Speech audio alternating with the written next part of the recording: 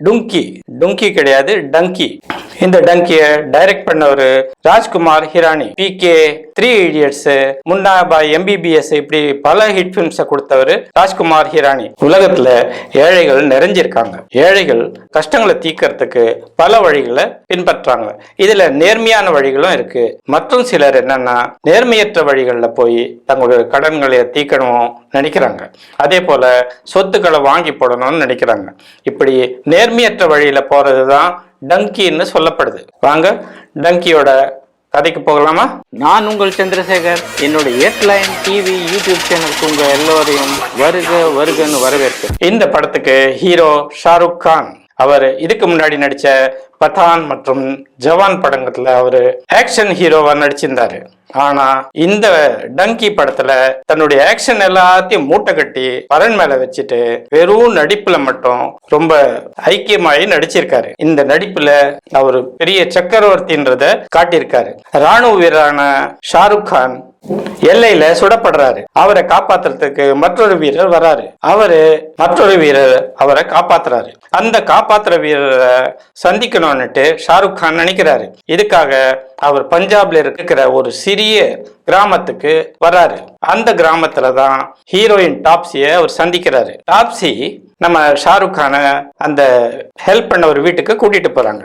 ஆனா அந்த இடத்துலதான் தெரியுது தனக்கு உதவி செஞ்சவர் இறந்து போயிட்டாருன்னு தெரியுது. இந்த ஊர்ல எப்படின்னா நிறைய பேர் ஏழைகள் தங்களுடைய கஷ்டத்தை தீர்த்துக்கிறதுக்கு வெளிநாடு போய் சம்பாதிக்கணும்னு நினைக்கிறாங்க. அதுலயும் குறிப்பா லண்டன் போகணும்னு நினைக்கிறாங்க.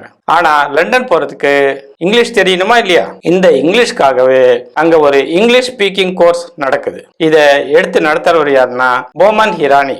போமன் ஹிரானி 3 Idiots படத்துல வந்த பிரின்சிபால் தான் அவரு நடனம் ஆடிக்கிட்டு அந்த இங்கிலீஷ் கற்றுக் கொடுக்குற விதம் இருக்கு, ரொம்ப அருமையா இருக்கு. ஆனா என்ன நடனம் ஆடியும் எப்படி தான் சொல்லியும் அந்த ஊருக்கு ஜனங்களுக்கு இங்கிலீஷ் தலையில ஏறவே மாட்டேங்குது. ஸோ இவங்க வெளிநாட்டு தூதரகத்துல நடக்கிற இன்டர்வியூல எல்லாரும் தோல்வி அடைகிறாங்க. இதால எல்லாரும் அப்செட் ஆயிடுறாங்க. அப்பதான் நம்முடைய ஹீரோ ஷாருக் கான் வேற ஒரு வழிய சொல்றாரு. அதுதான் டங்கி வழி. அதாவது திருட்டுத்தனமா நாம லண்டன் போகலாம் அப்படின்றாரு. இதை கேட்டு எல்லாரும் ஷாக் ஆனாலும் எல்லாத்துக்கும் அவங்க தயாரா தான் இருக்காங்க. ஸோ எல்லாரும் ஒரு குழுவா லண்டன் போறதுக்காக அவங்க கிளம்புறாங்க. இந்த குழுல ஹீரோயின் டாப்ஸி, ஷாருக் கான் எல்லாரும் இருக்காங்க. இப்படி பிரயாணம் ஆகிற அவங்க எப்பேற்பட்ட கஷ்டங்களை சந்திக்கிறாங்க, அவங்க லண்டன் போய் எப்படி சேர்ந்தாங்க அப்படின்றது தான் முதல் பாதி கதை.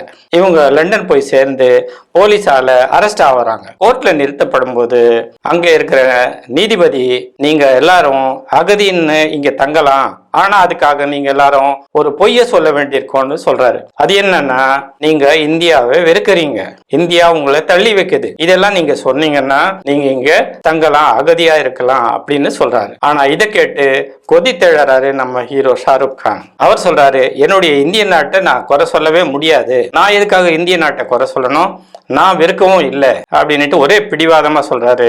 எப்பவுமே நேர்மை ஜெயிக்கும்னு சொல்லுவாங்க. இந்த இடத்துல என்ன ஆயிடுச்சுன்னா, நேர்மையா உண்மையா அவர் சொன்னதால அவர் மறுபடியும் இந்தியாவுக்கு நாடு கடத்தப்படுறாரு. மற்றவங்க பொய் சொல்லி ஓகே ஆயிட்டு அங்கேயே தங்கிடுறாங்க. இதுக்கு பிறகு மீண்டும் எல்லாரும் இந்தியாவுக்கு வரணும்னு விரும்புறாங்க.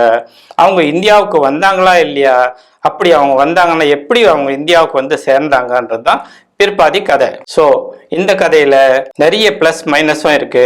இந்த படத்தினுடைய திரைக்கதை உண்மை சம்பவங்களை கொண்டது. இதை எடுத்திருக்கிற டைரக்டர் ராஜ்குமாரை நிச்சயமா பாராட்டியே ஆகணும். ரொம்ப தைரியமா இந்த மாதிரி அருமையான கதையை செலக்ட் பண்ணி அதனுடைய காட்சி அமைப்புகளையும் ரொம்ப அருமையா எடுத்திருக்காரு. அதே போல நடிப்பு, எல்லாரும் வந்துட்டு அவங்களுக்கு கொடுத்த வேஷங்களை அருமையா நடிச்சிருக்காரு. முக்கியமா நம்முடைய ஹீரோ ஷாருக் கான் அருமையா நடிச்சு தான் நடிப்பு உலக சக்கரவர்த்தின்றதை நிரூபிச்சிருக்காரு. இந்த படத்துல இருக்கிற மைனஸ் என்னன்னா, ஹீரோ ஷாருக் கான் அவர் ஒரு ராணுவ வீரன் சொல்லப்படுறாரு. பட் அதுக்கு உண்டான சீன்ஸ் எதுவுமே இல்லை.